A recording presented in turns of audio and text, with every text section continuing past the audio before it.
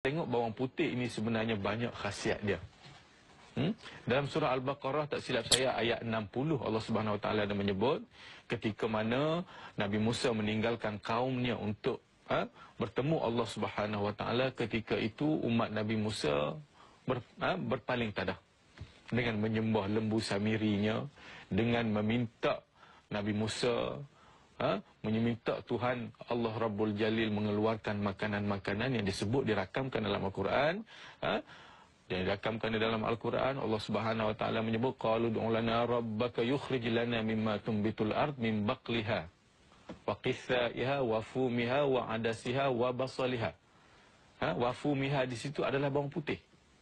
Yang mana umat Nabi Musa, yang mana kemungkinan umat Nabi Musa itu mengalami kesakitan pada ketika itu yang tak ada ubat, yang mana ulama mentafsirkan mereka meminta daripada Nabi Musa apa dia? Min baqliha, sayur-sayuran.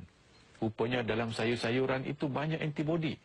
Sebab itulah dalam sayur-sayuran ni ada vitamin C, vitamin A, segala vitamin ada dalam sayur-sayuran. Yang kedua, min baqliha wa qithaiha. Buah-buah tembikai, buah-buah timun tu ada juga. Wa fumiha, bawang putih. Wa adasiha. Apa dia wa adasiha? Bijirin yang kita makan pada hari ini. Wa basaliha, dan bawang merah. Semua ini terbukti dalam Quran menyebut kepada kita sesungguhnya bila sesuatu itu Tuhan sebut dalam Al-Quran menunjukkan kepada kita bahawa tumbuh-tumbuhan itu ada manfaatnya.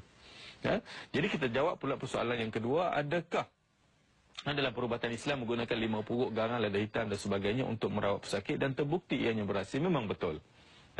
Sebenarnya apabila kita bincang bab jin dan iblis ini, tuan-tuan dan puan-puan, mereka ini terlalu takut dengan bahan-bahan yang berasid.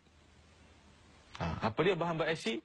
Limau nipis, limau purut, garam, lada hitam, semua tu bahan-bahan yang berasid.